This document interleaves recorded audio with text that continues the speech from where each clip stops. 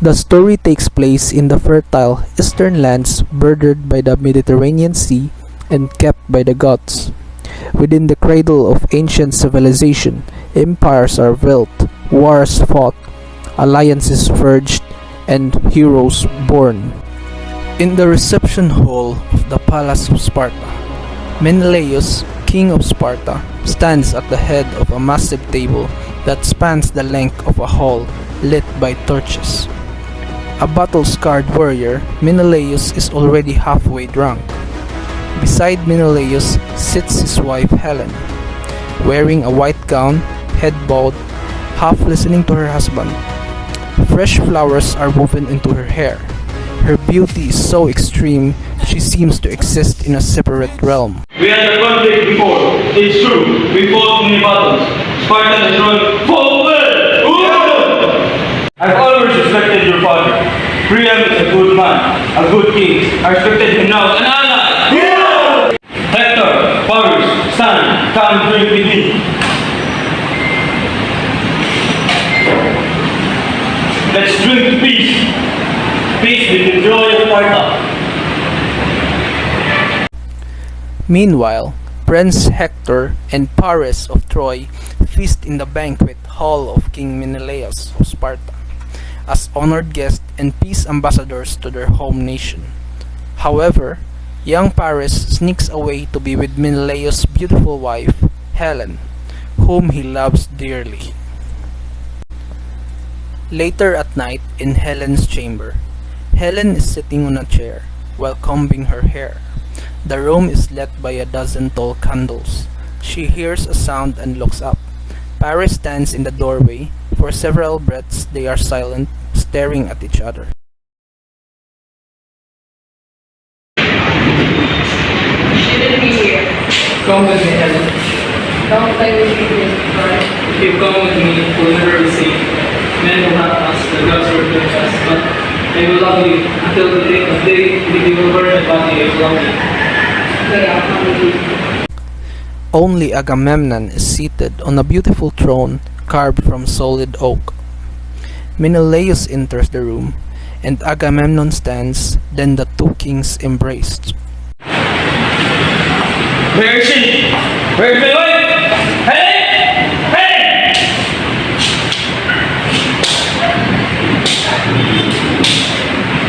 My lord, what? A fisherman saw her. Where? I saw her together with the prince of Troy, my lord. Catch the machine! Yes, my lord.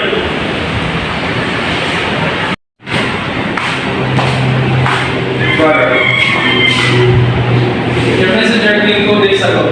I know what happened. I want her back. Of course you do. She's a beautiful woman. I want her back so I can kill her with my own hands. I will never rest until I destroy Troy. I thought you wanted peace with Troy. I should have listened to you, brother. Troy's fate on the honor.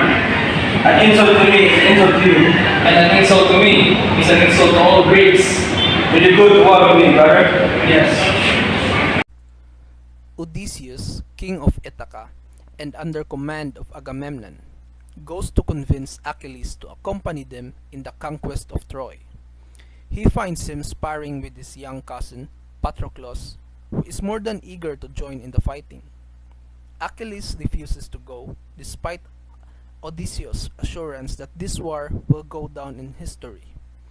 Achilles later seeks advice from his mother, the sea nymph Thetis, who is gathering shells to make a new necklace for him. She tells him that if he chooses to stay home, he will find a wife, raise a family, and die old and loved. If he goes to Troy, he will find his eternal glory, and history will remember his name for thousands of years. However, should he go to Troy, he is doomed to die and will never return. Achilles decides to join Agamemnon's campaign against Troy, but brings his own warriors, the fierce and infamous Myrmidons led by Eudorus. Patroclus accompanies them as well. No. Hector! Hector! Hector!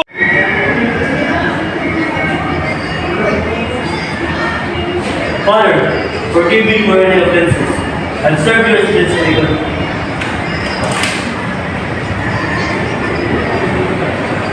May the God be with you. Brother, you're the best man I know. You're the prince of Troy. I know you'll make me proud. Hector! No father ever had a better son. Hector walks toward Achilles. Everything is very quiet. The people on the walls are hushed. Even the birds seem reverent. Thousands and thousands of Greeks now line in high dunes, making the valley an enormous amphitheater ringed with spectators from the dunes to the wall of Troy. Achilles stands motionless. The two men are alone on the great field. Hector stops 20 feet away from Achilles. Move into my dreams. I'll make a pact with you. Let us pledge that the winner will allow the loser on the proper funeral entrance. There are no box between lions and men. Now, you know who you are fighting with. I thought it was you that I was fighting yesterday. I wish it was you, but I gave the dead word. The honor he. You give him the honor of your sword. Enough!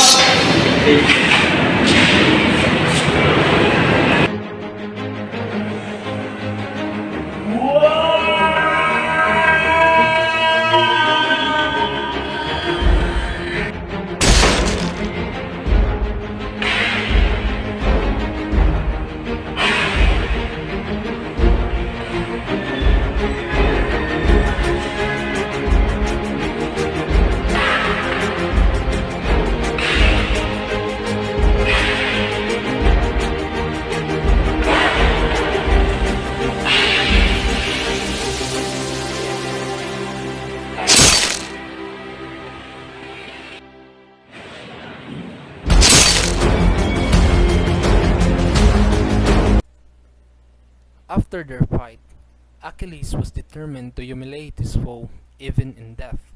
He dragged Hector's body behind his chariot all the way back to the Spartans' camp and threw it away. Come with me. Come, I'll protect you.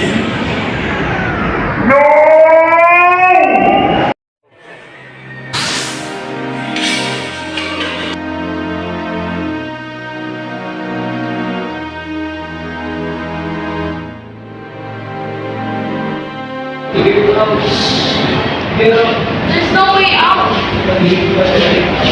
I'd rather die here with you than with you alone. Achilles' body is burned honorably on a funeral pyre within the ruins of Troy the following day as Odysseus watches and exults. If they ever tell my story, let them say I walk with giants. Men rise and fall like the winter wheat, but these names will never die.